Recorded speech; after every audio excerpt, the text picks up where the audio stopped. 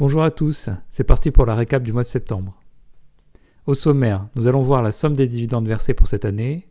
Je vous ferai ensuite un point sur la valorisation de mon portefeuille et vous détaillerai les dividendes qui m'ont été versés pour le mois de septembre. 2 nouvelles actions ont fait leur entrée dans mon portefeuille, ça sera l'occasion de parler de 2 très belles sociétés. Certaines de mes entreprises ont également annoncé une augmentation de leurs dividendes. Pour rappel, j'investis essentiellement dans les sociétés à dividendes croissants. Un point sera fait sur la chute des marchés financiers. Et pour finir, je vous parlerai des sociétés françaises dont les familles touchent le plus de dividendes. Au 1er octobre 2023, les sociétés sur lesquelles j'ai investi m'ont versé 9 124 €. Mes dividendes bruts prévisionnels s'élèvent à 12 326 € et sont en augmentation de par mes achats mensuels d'actions, mes croissances des dividendes, mais également à cause du taux de change euro-dollar. Depuis ses plus hauts le 14 juillet, l'euro a perdu 6,53% et plus de 3% depuis le mois de septembre. La conséquence est que mes actions américaines me versent plus de dividendes en euros car le dollar est plus fort. Mais en contrepartie, chaque achat d'actions américaines me coûte plus cher. Au 1er octobre, la valorisation totale de mon portefeuille s'élève à 303 356 €. Il me reste 4 465 € de liquidité et j'ai réalisé un apport de 4 000 € au mois de septembre. Je ne suis pas un conseiller financier, toutes les informations données dans cette vidéo ne constituent en aucun cas des conseils en investissement. Le portefeuille présenté dans cette vidéo n'a pas vocation à être répliqué. Tout investissement boursier implique des risques, dont la perte partielle ou totale de l'investissement de départ. Le 15 septembre, Snap-on m'a versé 50,78 € de dividendes. Main Street, quant à elle, m'a permis de récolter 35,28 € le 18 septembre. Et T. Rowe Price m'a payé 107,03 € le 29 septembre. La plupart des sociétés américaines versent leurs dividendes de manière trimestrielle, contrairement aux entreprises françaises qui versent le plus souvent leurs dividendes une fois par an vers les mois d'avril, mai ou juin. Pour résumer, 3 sociétés m'ont versé au total 193 € de dividendes au mois de septembre. Passons ensuite aux achats du mois. L'action Visa vient d'intégrer mon portefeuille. J'ai commencé à construire une ligne avec l'achat de 19 actions qui vont me verser 33 € de dividendes bruts par an. Pour rappel, je vous avais parlé de cette action il y a 2 mois dans une vidéo publiée sur la chaîne. J'avais notamment abordé le business model de la société, son avantage concurrentiel et ce qui la différencie de son principal concurrent Mastercard. Je vous laisse aller voir la vidéo si vous ne l'avez pas encore regardée. Sur le site SimpliSafe Dividende, on retrouve pour Visa un score de 99 sur 100 de sûreté de dividende. La société verse un petit rendement mais augmente son dividende de manière très rapide. Depuis que j'ai dépassé les 1 000 € de dividendes bruts par mois avec un rendement moyen de 4%, l'objectif désormais de mon portefeuille, comme je vous en avais parlé dans la vidéo récapitulative du mois d'août, c'est d'avoir 1 500 € de dividendes bruts avec un rendement moyen de mon portefeuille de 3%. Je vais donc pouvoir faire rentrer des sociétés avec un petit rendement, mais de meilleure qualité dans mon portefeuille. Visa a un profil de versement de dividendes parfait, une belle courbe d'augmentation progressive de ses dividendes, bien sûr en lien avec la croissance exponentielle au fil du temps de ses bénéfices. Son cours d'action sur ses bénéfices prévisionnels est de 25 pour un ratio de 29 en moyenne sur 5 ans. Le site SimpliSafe indique que l'action peut être sous-évaluée actuellement. Autre action qui rentre dans mon portefeuille, c'est United Health, qui est une assurance américaine spécialisée dans la santé. J'ai acheté 8 actions et ces actions vont me rapporter 57 € par an de dividendes bruts. J'ai également parlé de cette action dans une précédente vidéo. Je l'ai cité comme exemple de société qui a un retour aux actionnaires par son dividende, mais également par ses rachats d'actions importants. Je vous avais notamment mis un extrait d'un article de Forbes où l'on voyait que cette action a un rendement de 2,8% si on prend en compte le rendement de dividendes et le rendement du rachat d'actions. Et United Health, cerise sur le gâteau, surperforme le S&P 500 de 3% sur les 5 dernières années. Elle a un score de 99 sur 100 de sûreté de dividendes et augmente son dividende tout comme Visa de manière très rapide. Voici sa courbe de versement de dividendes, une belle courbe montante avec une augmentation de dividendes de plus de 10% sur 1 an, 5 ans et 20 ans. Le site SimpliSafe au 15 octobre indique que l'action est raisonnablement évaluée, avec un rendement de dividende et un forward PE dans la moyenne.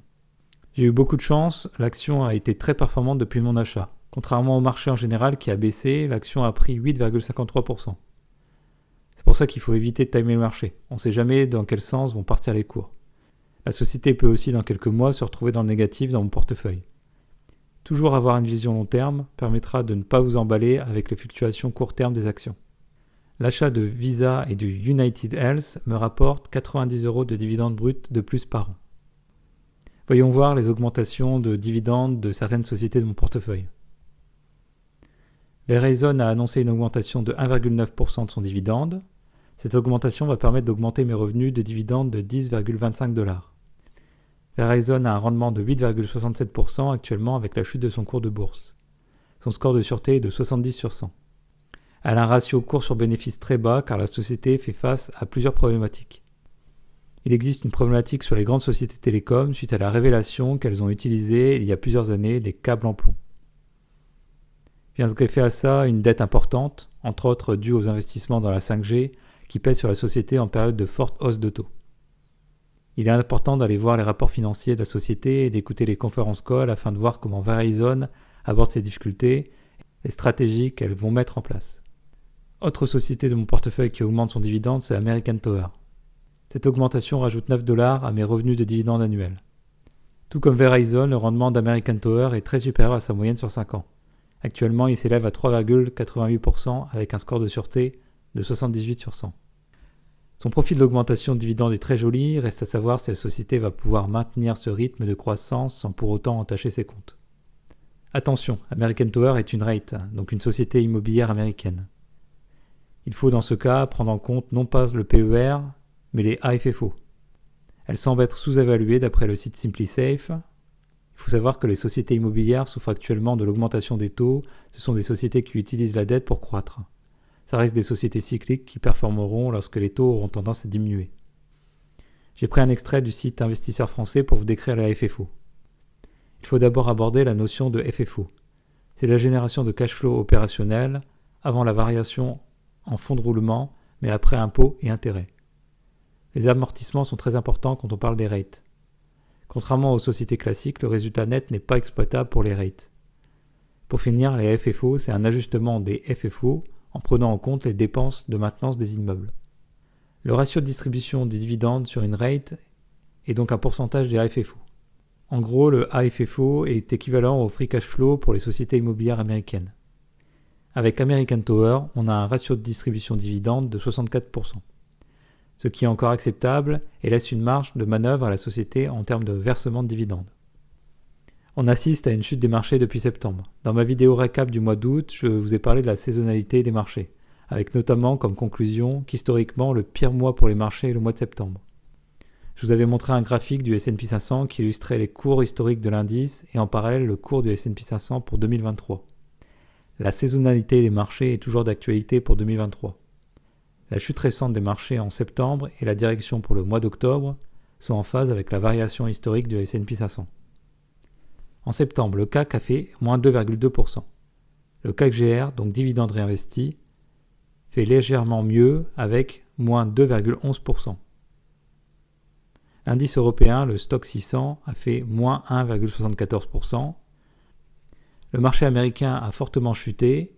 Le S&P 500 fait moins 5,04% et l'indice des actions technologiques, le Nasdaq, fait moins 6,45%. En tant qu'investisseur long terme, je reste zen. C'est une bonne occasion de continuer à investir et de profiter de cette baisse de prix pour avoir de meilleurs rendements de dividendes sur les actions qu'on peut avoir dans sa watchlist. Et pour finir, j'ai lu un article issu du site Business School intitulé « Quelles sont les familles qui perçoivent les plus gros dividendes ?» Je vous mets le lien dans la description si vous voulez aller le lire en entier. Ce qu'on peut voir, c'est que les familles qui touchent le plus de dividendes sont issues du secteur du luxe, avec en tête les familles Arnault, Bettencourt, Hermès et Pinault. Ce qu'il faut comprendre, c'est que ces familles sont encore très investies dans leurs entreprises et détiennent une part importante de leur société. Vous pouvez d'ailleurs aller voir, si vous êtes curieux, les achats effectués par les dirigeants d'entreprise sur le site Insider Screener. J'ai pris l'exemple d'LVMH. Bernard Arnault, le PDG de l'entreprise, achète très régulièrement des actions LVMH, à coût de plusieurs millions. Plus de 14 millions le 18 septembre, plus de 3 millions le 14 septembre, quasiment 15 millions le 7 septembre, 20 millions le 6 septembre, quasiment 14 millions le 5 septembre, et ça continue encore et encore. Je vous laisse aller voir sur le site. Ce qui est le plus cocasse, c'est que si on met l'État français dans ce classement, il arrive en seconde position juste derrière la famille Arnault, mais devant les Bettencourt ou la famille Hermès. Le discours est très souvent celui d'être modéré sur le versement de dividendes, mais c'est un paradoxe pour l'État car cela lui rapporte près de 1,9 milliard d'euros pour l'exercice 2022. Pour conclure la récap du mois de septembre, mes actions m'ont versé 193 euros. Suite à mes achats, mes dividendes prévisionnels bruts par an ont augmenté de 90 euros et l'annonce d'augmentation de 2 de mes sociétés me permettent d'augmenter mes revenus de dividendes annuels de 19 euros. Vous pouvez soutenir la chaîne avec un j'aime, un abonnement ou un commentaire pour me motiver à faire de prochaines vidéos.